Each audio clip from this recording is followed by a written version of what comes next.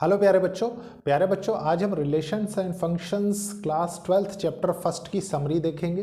प्यारे बच्चों आपने देखा कि हमने कितने अच्छे तरीके से प्रीवियसली सारे टॉपिक्स फिनिश किए हैं जो आज समरी में देखेंगे, प्लस उन पे based ample number of questions देखें। प्यारे बच्चों ये एक इनिशिएटिव है उन बच्चों के लिए जो बच्चे अपने बोर्ड एग्जाम्स के साथ साथ कॉम्पिटिटिव एग्जाम्स को भी टारगेट कर रहे हैं। आपने देखा होगा कि अगर मेक 11th क्लास इजी में आपने मेरे साथ सेट्स, रिलेशन एंड फंक्शंस पढ़े हैं, plus make 12th class easy में जो हमने चलाया है उसमें भी रिलेशंस एंड फंक्शंस आज से फिनिश हो जाएगा। इसके बाद नेक्स्ट क्लास से हम ट्रिग्नोमेट्री फंक्शंस देखेंगे, मतलब class 11th make 11th class easy में एक नया टॉपिक जोड़ देंगे। प्यारे बच्चों इसी सिस्टम से हम पढ़ते चलेंगे कि आपका 11th 12th साथ में होता रहे, प्लस आप कॉम्पिटिटिव एग्जाम्स की तरफ अपनी अप्रोच कॉन्सेप्ट क्लियर करके लगाए रहें।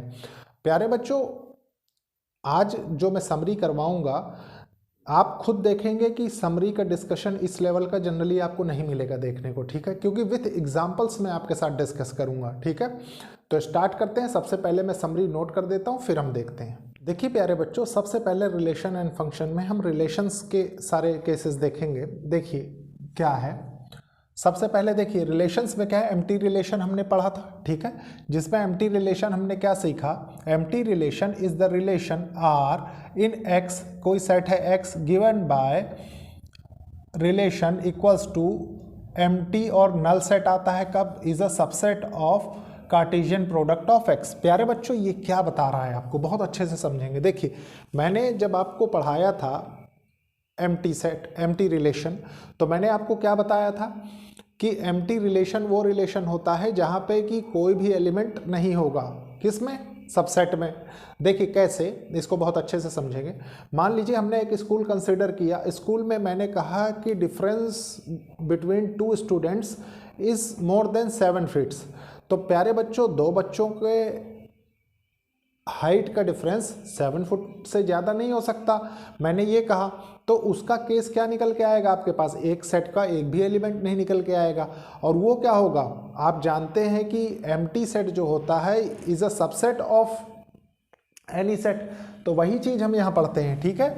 और सेम इसका अपोजिट क्या होता है, देखिए दोनों एक्सट्रीम कंडीशंस हैं, आप जानते हैं। एम्प्टी रिलेशन होता है जिसमें कि कोई भी एलिमेंट लाई नहीं करता, और यूनिवर्सल रिलेशन क्या है, जिसमें सारे एलिमेंट्स लाई करते हैं। कैसे, जैसे मैंने कहा कि मोर देन 7 फीट्स हाइट हो, ठीक है। अगर इसी को मैं चेंज करके कर दूं कि लेस देन 7 फीट्स हो, किसी भी स्कूल के दो बच्चों की हाइट, ठीक है। तो प्यारे बच्चों आप कंसीडर करेंगे, अगर किसी भी स्कूल के दो बच्चों को रैंडमली लेंगे तो आप देखेंगे कि 7 फुट से लेस तो सारे बच्चों की हाइट है, तो इसका मतलब यूनिवर्सल रिलेशन में सारी चीज़ें कवर होंगी, ठीक है। उसी चीज़ को देखिए हमने यहाँ एक लाइन में कैसे डिफाइन किया है, universal relation is the relation R in X given by R equals to Cartesian product of, R क्या है, रिलेशन है, ठीक है, Cartesian product of set X. प्यारे बच्चों ये तो एम्प्टी रिलेशन आपने देखा, यूनिवर्सल रिलेशन देखा। अब इसके बाद हम रिफ्लेक्सिव रिलेशन देखेंगे। Reflexive relation R in set X is a relation with ordered pair A belongs to relation for all A belongs to set X. प्यारे बच्चों ये क्या कह रहा है, देखिए अच्छे से समझेंगे बहुत जल्दी। देखिए मान लीजिए एक सेट एक्स है, उसमें कुछ एलिमेंट दिए, मान लीजिए 1 2 दिए हुए हैं, ठीक है। तो इसके अंदर जो एलिमेंट दिए हुए हैं ये तो बिलोंग कर रहे हैं किसको, सेट एक्स को ना। लेकिन आपके पास रिलेशन क्या निकल के आना चाहिए, रिलेशन आपके पास आना चाहिए ऑर्डर्ड पेयर, देखिए 1 1 और 1 2 2, ठीक है, ये रिलेशन निकल के आना चाहिए। तभी आप कहेंगे कि क्या होगा, ये रिफ्लेक्सिव होगा। रिफ्लेक्सिव मतलब कि जैसे रिफ्लेक्शन होता है ना, सेम एज इट इज, कि जो आपने इनपुट रखा वही आपका आउटपुट आ रहा है। देखिए जो इनपुट, जो डोमेन है वही रेंज है, ठीक है, जो डोमेन है वही रेंज है, तो मतलब सेम कंडीशन, ठीक है, सेम एलिमेंट मिलना चाहिए। तो ये प्यारे बच्चों रिफ्लेक्सिव रिलेशन का कंडीशन हो गई। इसके बाद सिमेट्रिक रिलेशन क्या हुआ, सिमेट्रिक रिलेशन में क्या होता है कि जैसे मान लीजिए आपका डोमेन ए था और रेंज बी था, और ये रिलेशन को बिलोंग कर रहा था, जो कि आपको कहाँ से, सेट एक्स से आपने एलिमेंट्स लिए थे। उसके बाद यही चीज़ चेंज होकर इंप्लाई करेगी क्या, कि जो यहाँ पे रेंज हो रहा था वो डोमेन हो जाए, और जो डोमेन हो रहा था वो रेंज हो जाए, और बिलोंग्स टू रिलेशन हो जाए। तो ये ऑर्डर पेयर तभी क्या कहलाएगा, सिमेट्रिक रिलेशन कहलाएगा, ठीक है, जब इसका उल्टा ये बन जाए। अब इसके बाद देखिए ट्रांजिटिव रिलेशन क्या होता है।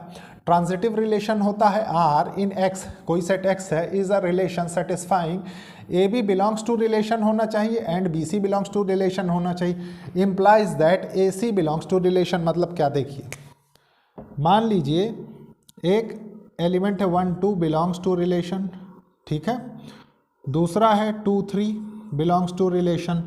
तो ये अगर ट्रांजिटिव है तो यहाँ से क्या कंडीशन निकल के आएगी, यहाँ से एक ही कंडीशन निकल के आएगी ना कि 1 और 3 भी बिलोंग्स टू रिलेशन हो, ये फाइनल रिजल्ट आता था। ठीक है, ये आपने बहुत अच्छे से पढ़ा, मैंने समझाया भी था। और प्यारे बच्चों उसके बाद क्या कंडीशन आती, इक्विवेलेंस रिलेशन की। तो इक्विवेलेंस रिलेशन में क्या होता है, आप जानते हैं कि इक्विवेलेंस रिलेशन वही रिलेशन होता है जो रिफ्लेक्सिव, सिमेट्रिक और ट्रांजिटिव तीनों की कंडीशन होल्ड करे एक ही क्वेश्चन। ठीक है, तो तभी हम क्या कह देते हैं उसको, इक्विवेलेंस रिलेशन। तो प्यारे बच्चों ये था रिलेशन की समरी। ठीक है, अब मैं इसके बाद फंक्शन की समरी आपके साथ डिस्कस करता हूं, उसके पहले इसको मैं रब कर देता हूं। देखिए प्यारे बच्चों अब हम समरी में फंक्शंस पढ़ेंगे। ठीक है, देखिए फंक्शंस क्या कह रहे हैं।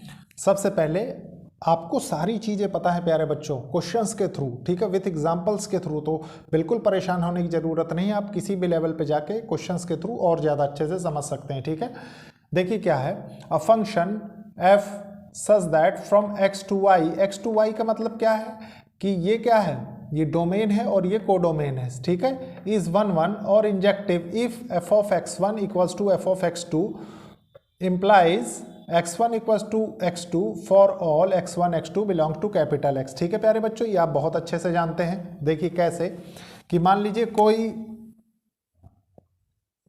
ये एक सेट है, ये एक सेट है। ठीक है, ये सेट x को रिप्रेजेंट कर रहा है, ये y को। ठीक है, मान लीजिए इसमें 1 2 3 एलिमेंट है, इसमें 4 5 6 है और सब की अपनी यूनिक इमेज बन रही है। ठीक है, तो ये क्या कहलाएगा, ये 1 1 कहलाएगा। अब देखिए क्या है, a function f such that x to y is onto और surjective if given any y element, मतलब y element of set y, मतलब y element belongs to set y। ठीक है, there exist x belongs to set x such that f of x equals to y। प्यारे बच्चों आपने questions के through देखा था कि हमने कितने अच्छे तरीके से ऑन टू के केस भी चेक किए थे। ठीक है, ऑन टू के केस में क्या हो रहे थे कि सारे एलिमेंट्स, तो जो कोडोमेन वाला सेट था इसके सारे एलिमेंट्स पेयर होने चाहिए। ठीक है, यह आपने देखा था, मतलब कि टोटल ये रेंज में कन्वर्ट हो जाएगा, जितना डोमेन उतनी रेंज तभी होगी, कोडोमेन इक्वल्स टू रेंज हो जानी चाहिए। ठीक है, तभी वो ऑन टू होता है, तो ये कंडीशन उसकी हो गई। उसके बाद क्या है, देखिए अ function F such that x to y is 1 1 and on to और bijective if function is both 1 1 and on to। आप जानते हैं कि देखिए जब फंक्शन 1 1 होता है तो उसको इंजेक्टिव बोलते हैं, जब फंक्शन ऑन टू होता है तो सर्जेक्टिव बोलते हैं, और जब 1 1 ऑन टू दोनों की प्रॉपर्टीज रखता है वो, तो उसको बाइजेक्टिव कहते हैं। ठीक, वही स्टेटमेंट के थ्रू यहाँ लिखा हुआ। अब देखिए क्या है, the composition of functions. Composition of functions भी आपने प्यारे बच्चों बहुत अच्छे से पढ़े हैं, जैसे G O F, F of G, दोनों के केसेस। ठीक है, देखिए तो क्या है, the composition of functions F A to B and function G B to C. ठीक है, is the function G O F A to C. ठीक है, given by G O F X equals to G O function G of F X for all X belongs to capital A. ठीक है, set capital A. देखिए प्यारे बच्चों क्या कह रहा है एग्जैक्टली, मान लीजिए एक फंक्शन एक्ट कर रहा है, ये और ये। ठीक है, ये ए है, ये बी है, ये सी है। ठीक है, यहाँ पे फंक्शन एफ लग रहा है, यहाँ पे फंक्शन जी लग रहा है। ठीक है, और आप जानते हैं ये क्या होता है, जी ओ एफ होता है, जी ओ एफ। ठीक है, तो प्यारे बच्चों वो यही कह रहा है आपसे। देखिए फंक्शन ए से बी फंक्शन एफ, बी से सी फंक्शन जी, बी से सी फंक्शन जी। ठीक है, is the function G O F A to C, G O F function act कर रहा है ए टू सी। ठीक है, given by G O F X equals to G of F X for all X belongs to set A. जितने भी x capital A में belong कर रहे हैं वो सबके लिए डिफाइन होगा। ठीक है, ये कंडीशन हो गई किसकी, कॉम्पोजिशन ऑफ फंक्शंस की। ठीक है, इसके बाद देखिए नेक्स्ट केस क्या है, a function F from X to Y is invertible. वो इन्वर्टिबल कब होगा, if there exist function G Y to X हो जाए। ठीक है, such that GOF equals to identity function of set x equals to f of g equals to identity function of set y। ठीक है प्यारे बच्चों, आप जानते हैं, मान लीजिए देखिए इसके लिए ये जो इधर से जा रहा है GOF ये रिप्रेजेंट कर रहा है। ठीक है, तो आइडेंटिटी फंक्शन इन x मतलब इसके जो एलिमेंट्स होंगे उसकी तभी डिफाइन होगा। ठीक है, और f ऑफ g मान लीजिए इधर से आप लेते इसको f ऑफ g कर लेते। ठीक है, तो f ऑफ g के लिए इनपुट क्या होते हैं इसमें, आइडेंटिटी फंक्शन इन y। ठीक है, तो वो चीज़ आपको बताई गई। उसके बाद क्या है देखिए, अ function f x to y is invertible if and only if function is 1 1 and on 2। ठीक है, फंक्शन इन्वर्टेबल तभी होगा प्यारे बच्चों जब वो 1 1 ऑन 2 दोनों होगा। ठीक है, तो प्यारे बच्चों ये थे फंक्शंस की प्रॉपर्टीज। अब मैं इसको रब करता हूँ, फिर हम बाइनरी ऑपरेशंस की प्रॉपर्टीज देखते हैं। देखिए प्यारे बच्चों, अब हम बाइनरी ऑपरेशंस की समरी देखेंगे। ठीक है, देखिए क्या है ये। अब बाइनरी ऑपरेशन, आप जानते हैं बाइनरी ऑपरेशन को स्टार से या किसी सिंबल के थ्रू हम रिप्रेजेंट करते हैं। ठीक है, मैंने आपको वेरियस टाइप ऑफ सिंबल्स भी बताए थे जहाँ जहाँ यूज होते हैं। ठीक है, देखिए on A set A is a function binary operation from Cartesian product of A to A. प्यारे बच्चों, आप जानते हैं कि ओवरऑल अगर आप कंक्लूड करें तो आप ये कह सकते हैं कि इनपुट कार्टेशियन प्रोडक्ट ऑफ ए से होगा और आउटपुट भी सेट ए को बिलोंग करेगा। मतलब जो भी एलिमेंट्स होंगे वो कहीं ना कहीं क्या होगा, सेट ए को बिलोंग कर रहे होंगे। ठीक है, उसके बाद देखिए क्या है, एन एलिमेंट ई को क्या कहते हैं, identity element belongs to set X is the identity element. E एक आइडेंटिटी एलिमेंट है for binary operation star such that Cartesian product of X set X, ठीक है, belongs to set X if कोई element A है, ठीक है, वो set x को बिलोंग कर रहा है। और ये क्या आइडेंटिटी एलिमेंट है जो कि ए को बिलोंग कर रहा है, मतलब सॉरी ए को बिलोंग नहीं कर रहा, रिजल्ट ए आ रहा है। ठीक है, उसके बाद अगर हम इसको आइडेंटिटी एलिमेंट और इस सेट ए का भी ऑपरेशन करें तो भी हमें ए ही मिलेगा। इसका मतलब क्या है प्यारे बच्चों, देखिए मैंने आपको मल्टीप्लिकेटिव आइडेंटिटी बताई और एडिटिव आइडेंटिटी बताई। एडिटिव आइडेंटिटी के लिए मैंने आपको 0 बताया था। ठीक है, मतलब देखिए मान लीजिए इसी केस को A binary operation E equals to A equals to E binary operation A. ठीक है, अब एडिटिव आइडेंटिटी का केस क्या होता है, देखिए मान लीजिए ये 5 है। ठीक है, 5 में ऐसा क्या जोड़ा जाए कि हमको 5 मिले। ठीक है, सेम कंडीशन 5 में ऐसा क्या जोड़ा जाए कि हमको 5 मिले। तो आप जान गए कि अगर हम इसमें 0 ऐड कर देंगे तो हमको 5 मिलेगा। ठीक है, आप देखिए 5 मिल गया ना ये। तो प्यारे बच्चों ये एडिटिव आइडेंटिटी क्या हो गई, 0 हो गई। उसके बाद नेक्स्ट केस क्या होता है, मल्टीप्लिकेटिव आइडेंटिटी। देखिए मान लीजिए सेम 5 ही लीजिए, 5 में ऐसा हम क्या मल्टीप्लाई करें कि हमको ओवरऑल रिजल्ट 5 मिले। सेम एज इट इज़ देखिए 5 में ऐसा क्या मल्टीप्लाई करें कि हमको रिजल्ट 5 मिले। तो प्यारे बच्चों आप बहुत अच्छे से जानते हैं कि अगर इसमें मल्टीप्लाई 1 कर देंगे तो रिजल्ट 5 मिलेगा, मल्टीप्लाई 1 कर देंगे तो रिजल्ट 5 मिलेगा। और देखिए दोनों कंडीशंस वैलिड हो रही हैं।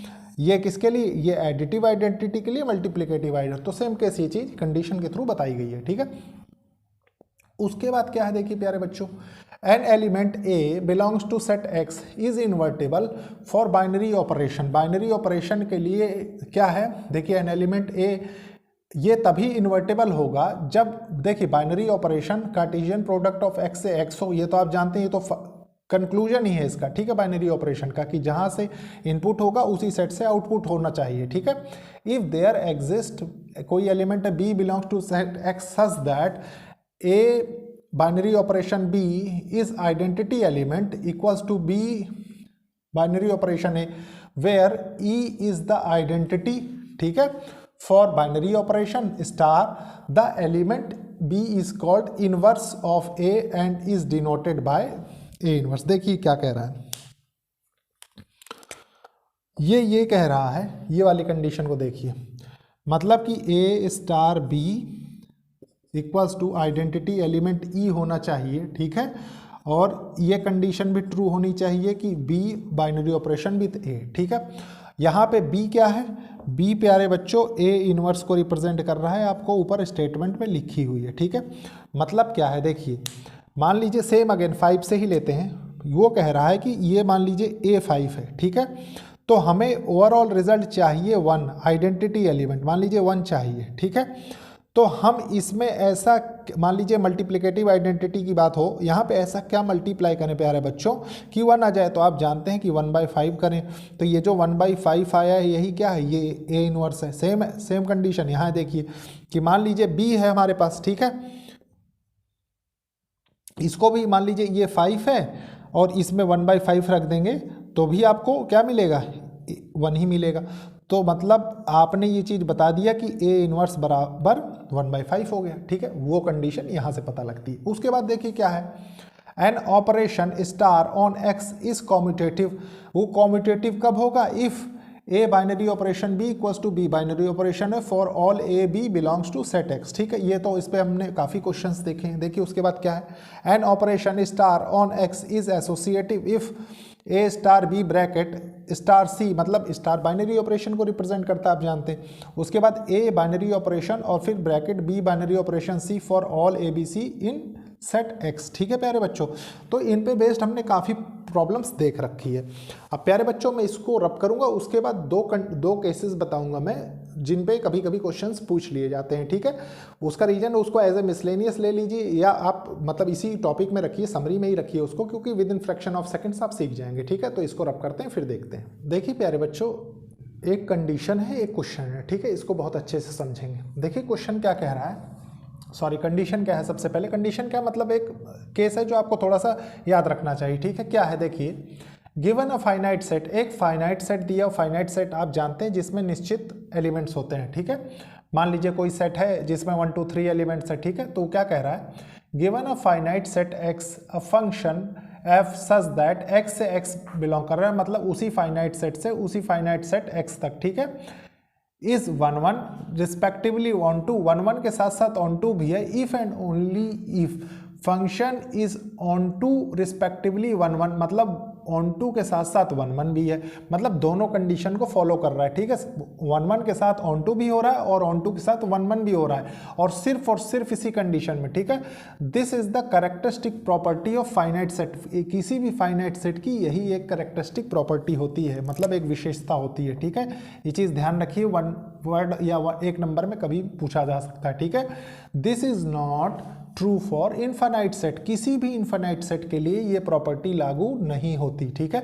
उसके बाद ये क्वेश्चन देखिए, ये भी कभी कभी 1 नंबर का पूछ लिया जाता है। क्या है क्वेश्चन देखिए, in function A to B number of element in set A, ये जो डोमेन वाला है X, and number of element in set B, इस वाले में एलिमेंट y है, ठीक है। Then number of functions are how much, कितने फंक्शंस इसके बन सकते हैं, ठीक है। तो प्यारे बच्चों इसका सिर्फ एक ही तरीका होता है। देखिए मैं आपको एक एग्जांपल के थ्रू बताता हूं। मान लीजिए एक कोई सेट है, ए से बी जा रहा है ये, ठीक है, ए से बी हमने बना दिया, ठीक है। ये फंक्शन इसमें लग रहा है, मान लीजिए इसमें एलिमेंट्स दिए हुए हैं 1 2 3, ठीक है, और इधर दिए हुए मान लीजिए 4 5, ठीक है। तो इसके कितने फंक्शंस पॉसिबल हैं या कितने फंक्शंस बन सकते हैं, ठीक है। वही चीज़ आपको यहाँ दे रखी है, number of element in set ए मान लीजिए x दिया हुआ है, number of element in set y आपको b y दिए हुए हैं, ठीक है। तो इसकी जो कंडीशन बनती है वो फंक्शंस, पॉसिबल फंक्शंस कितने होंगे, नंबर ऑफ फंक्शंस कितने होंगे। देखिए ये 2 एलिमेंट है ना, तो 2 की पावर ये कितने एलिमेंट है, 3 है, ठीक है। ये हो जाएगा, मतलब टोटल 8 फंक्शंस इसके पॉसिबल हैं, बनाए जा सकते हैं, ठीक है। अब इस क्वेश्चन में आइए, देखिए ये क्या कह रहा है कि मान लीजिए सेम कंडीशन है, ये एक सेट है ए, ये एक सेट है बी, ठीक है। एक फंक्शन एक्ट हो रहा है ए से बी के बीच में, फंक्शन एफ, ठीक है। नंबर ऑफ एलिमेंट इसमें x है, ठीक है, और नंबर ऑफ एलिमेंट इसमें y है, ठीक है। तो प्यारे बच्चों इसके कितने फंक्शंस पॉसिबल हैं, आप देखिए नंबर ऑफ फंक्शंस कितने पॉसिबल हैं, y की पावर x हो जाएगा ना। तो ये प्यारे बच्चों ये आपके क्वेश्चन का आंसर होगा, ठीक है। तो देखिए कौन सा ऑप्शन है, ऑप्शन सेकंड, ठीक है। ऑप्शन सेकंड को मार्क करिए और आगे बढ़िए। तो प्यारे बच्चों ये है एक सिस्टमैटिक वे जिससे हमने पूरा रिलेशन एंड फंक्शंस फिनिश किया है, ठीक है। लेक्चर को लाइक शेयर सब्सक्राइब करिए और कोशिश करिए प्यारे बच्चों की ज़रूरतमंद स्टूडेंट्स तक ये लेक्चर्स पहुँचे। अब नेक्स्ट क्लास से मैं trigonometric functions make 11th class easy में पढ़ाऊँगा, तो उसको बहुत अच्छे से देखिए और आप खुद देखेंगे कि एक एक क्वेश्चन विथ एक्स्ट्रा क्वेश्चंस, मतलब जो क्वेश्चंस आपके कहीं मतलब और लेवल पे लाई कर रहे होंगे वहाँ से मैं पिक करता हूँ कि आपकी अप्रोच क्रिस्टल क्लियर होती रहे, प्लस आप एक मल्टी डायमेंशनल अप्रोच के साथ किसी भी पेपर में जाएं। ठीक है प्यारे बच्चों, ओके, थैंक यू बच्चों।